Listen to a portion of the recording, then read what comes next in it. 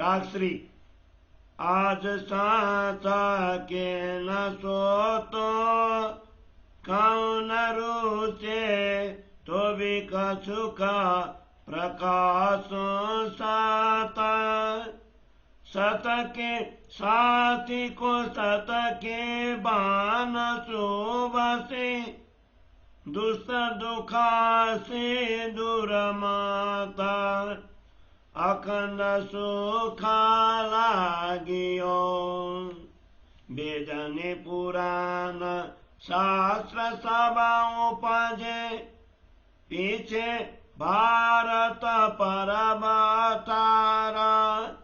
दादनमिति तीन व्यास की पीछे उदयो भागवत सारा ये सुख की सागर सतबानी प्रगति 16 साध विचारा अधिकामृत सुख सिचिया जिन दिखाए दरवाजे पारा भले या जुग में आचार प्रगति जिन सरसी सुख जी के बाना तन धन टीका श्री बलवी इन प्रेम प्रकाश प्रमाण आए मिलो रे वैष्णव पारखी तुम देखियो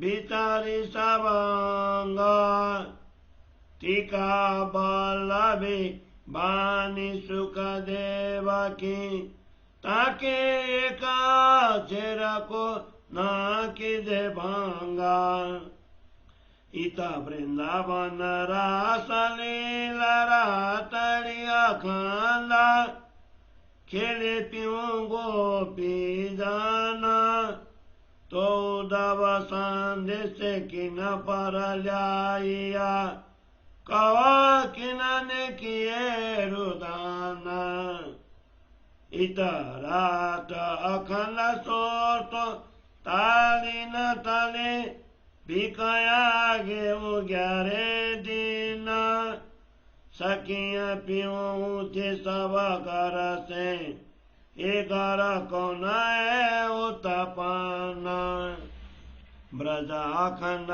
ब्रह्मांड में हुआ विचार देखो रे बुधवंता ये रंस कन राखी 14 लोक की महाप्रलय कयो ऐसो अंत ब्रज निराश अखंड कहे प्रगत सोत नित नित न ओले रंगा ये रंस कराए दो ब्रह्मांड की तो तिका को रे भांगा रात दिन अखंड कहे ब्रज में दिन नाई वृंदावन रास रात अखंड लीला खेलाई दो कैसे अखंड विलास ब्रज रास लीला दो नित काई खेले दो लीला बाल किशोरा तो मथुरा एक कंसा किनने मारा एक न भाई तीसरा लीला ओरा कव के बोला टीका करता के बोले तुम्हारा था सोचवा कहतिए ज्योति का को तेरा कहे तुम बोले करता न था तुम आकड़ी न पाए इता खंड कया तोय न खुले रे द्वारा तुम समझ नहीं बानी सुख देव की जो हृदय रे अंधकारा अर्थ टीका का जो तुम पाया होता तो अंधेर को होता नासा अनेक ब्रह्मांड जाके पलते उपजे ताको देखत न उजासा तुम को बल जो खुला होता न बानी का, तो बतकत नहीं रे बरामा। इतति देखो अखंड लीला प्रगत, तव समझत माया को मराम। तुम सब मिल दौड़े अखंड सुख को, सुन प्रेम टीका के बचन। अरत पाए बिना प्रेम ले पत के, कौन ताए दिए रे आगे न।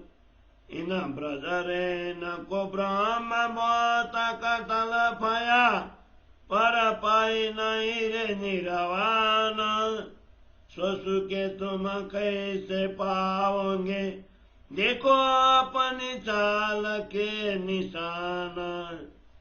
ये जूता बाबा जला था कया, ताको पार न पाए कि न क्या। या को पद बच कर गोपी कसी, सो पार जाए मिली अखंड माए। अब के ताकूं तुमको जाएरा, ये अर्थ प्रगत कह न जाए। निगत दारे छोड़ला जंकारा, न्यातल सुख दिजर ताए। ये प्रकाश विचारा तुम दे क्या नाई, तुम बैवावे लगे रे विलास। अब मामत कहे जोत उदत भाई, ताको इताए देखो रे उजास। ताको इताए देखो रे उजास।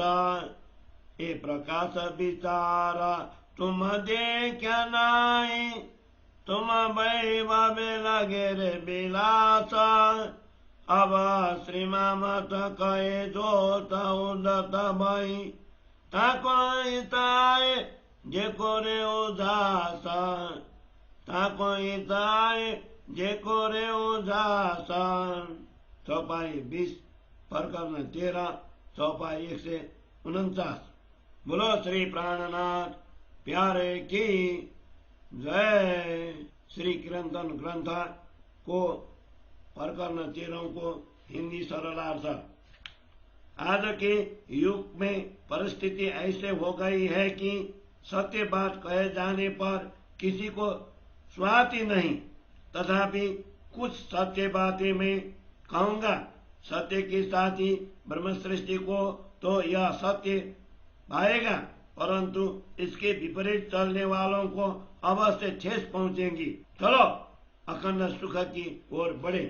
वेद व्यास जी ने चारों वेद का वर्गीकरण किया और कथानक शैली द्वारा उनका अर्थ समझाने के लिए पुराणों की रचना की।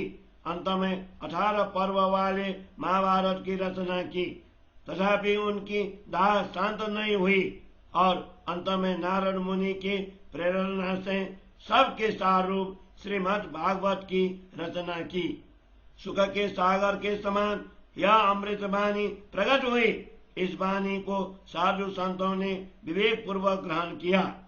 श्री सुखदेव जी ने इसमें प्रेम रस का अमृत सींचा और इसके द्वारा निराकार के पार के द्वार खोल दिए। इस कलयुग में विभिन्न आचार्य प्रकट हुए, जिन्होंने सुखदेव जी की वाणी श्रीमद् भागवत के सिद्धांतों को समझाने के लिए टीकाओं की रचना की। उन टीकाओं में श्री बल्लवाचार्य जी की सुबोधिनी टीका धन्य है, जिसमें उन्होंने दृष्टांत और प्रमाण देकर पर ब्रह्म के प्रेम का निरूपण किया है। हे विवेकी वैष्णवजन, तुम सब मिलकर यहाँ आओ और इन वाणी के सभी विषयों पर विचार करो। सुखदेव जी की वाणी श्रीमद् भागवत तथा उस पर बल्लवाचार्य जी की द्वारा रचित टीका के एक अक्षर को भी भंग मत करना। बल्लवाचार्य जी ने स्पष्ट कहा है कि वृंदावन में महारात्रि में अखंड रास लीला चल रही है।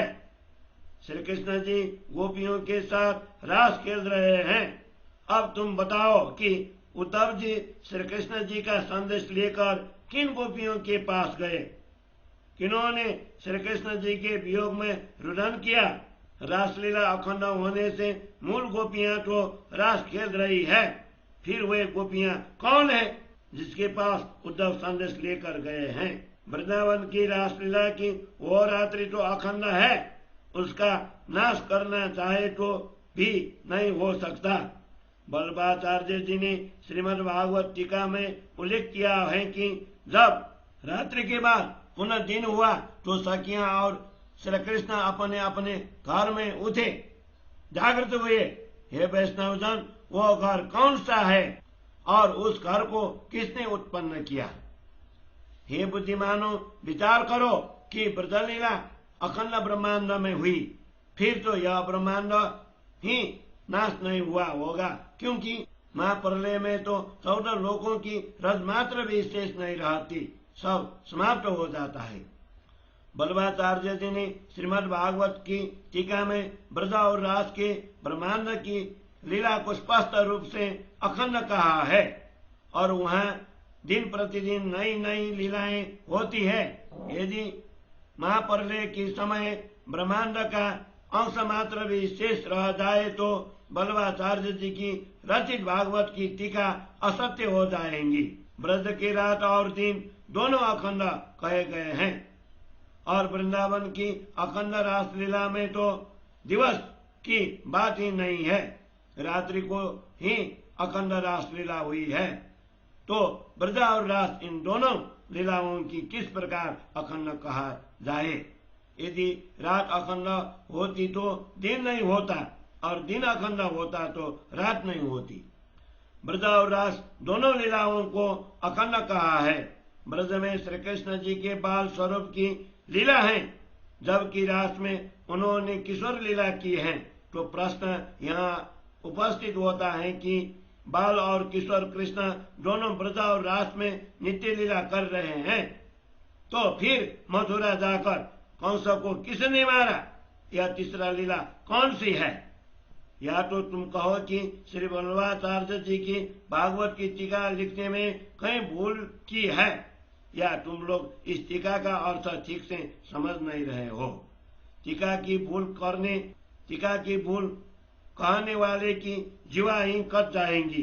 तुम लोग ही भूल कर टीका का विपरीत अर्थ करते हो। तुम यह रहस्य समझ ही नहीं पाए हो कि ब्रज और रास की लीला को क्यों अखंड कहा है। तुम्हारे मन के द्वार अभी तक नहीं खुले हैं, क्योंकि तुमने सुखदेव जी की वाणी भागवत को यथार्थ रूप से समझा नहीं है, इसलिए तुम्हारे हृदय में अज्ञान का अंधकार छाया हुआ है। यदि तुम श्रीमद् भागवत की बल्लभी टीका का योग्य संदर्भ में अर्थ समझ गए होते तो तुम्हारे मन में फैला हुआ अज्ञान का अंधकार नष्ट हो जाता और ज्ञान का दिव्य प्रकाश फैल जाता। तब इसी ज्ञान के प्रकाश से अनेक ब्रह्मांडों को पल मात्र में उत्पन्न करने वाले ब्रह्म को देख सकते। यदि तुम्हें बल्लभाचार्य जी की वाणी की रहस्य खुल गए होते तो तुम ब्रह्म में भटकते ही नहीं। जब इस ज्ञान के प्रताप से इसी जगत में बैठे बैठे अखंड ब्रज और अखंड रासलीला की समझ प्राप्त हो जाएंगी, तब इस ज्योति माया का भेद भी समझ जाओगे। बल्लभाचार्य की रचित टीका में वर्णित प्रेम को सुनकर अखंड सुख प्राप्त करने के लिए तुम सब मिलकर दौड़ पड़े हो, किंतु उस वाणी के रहस्यमय अर्थ को समझे बिना सच्चे प्रेम के बदले श्रुति और मायावी प्रेम में पड़ गए। किसी ने तुम्हारे हृदय में प्रेम का विपरीत अर्थ अंकित कर अहंकार और मोह की अग्नि प्रज्वलित कर दी है। इस अखंड ब्रज की रज मात्र को प्राप्त करने के लिए ब्रह्मा जी बहुत व्याकुल हुए थे, तथापि न पा सके। ऐसे अखंड ब्रज का सुख तुम अनायास कैसे पा सकोगे? अपनी चाल आचरण को तो देखो। यह दूता भवसागर अथाह अत्यंत गहन है, कोई भी उसका पार नहीं पा सका। ऐसे भवसागर को ब्रज की गोपियां बछड़े के खुर से बने हुए छोटे से गड्ढे में भरे हुए पानी के समान सरलता से पार कर गई और अखंड में पहुंच गई। श्री कृष्ण की प्रेममय बंशी की ध्वनि सुनते कुटुंब परिवार को छोड़कर गोपियां श्री कृष्ण जी के पास पहुंच गई। अभी तुम्हें और कितना समझाऊं, यह कौन रहस्य स्पष्ट रूप से प्रकट नहीं किया जा सकता। इसीलिए जो व्यक्ति झूठी मर्यादाएं और अहंकार छोड़कर समर्पित हो जाए, उसी को परम धाम का अखंड सुख अनुभव करवाया जा सकता है। श्री बल्लभाचार्य जी के ज्ञान के प्रकाश को तुमने विचारपूर्वक नहीं देखा और मिथ्या वैभव के विलास में पड़ गए। महामती कहते हैं, अब यह ज्ञान की ज्योति प्रखरित हुई है, उसके तेजोमय प्रकाश को यहाँ आकर देखो, उसके तेजोमय प्रकाश को यहाँ आकर देखो। श्री बल्लभाचार्य जी के ज्ञान के प्रकाश को तुमने विचार पूर्वक नहीं देखा और मिथ्या वे वैभव के विलास में पड़ गए। महामती कहते हैं, यह ज्ञान को ज्योति प्रखरित हुई है, उसके तेजोमय प्रकाश को यहाँ आकर देखो, उनके तेजोमय प्रकाश को यहाँ आकर देखो।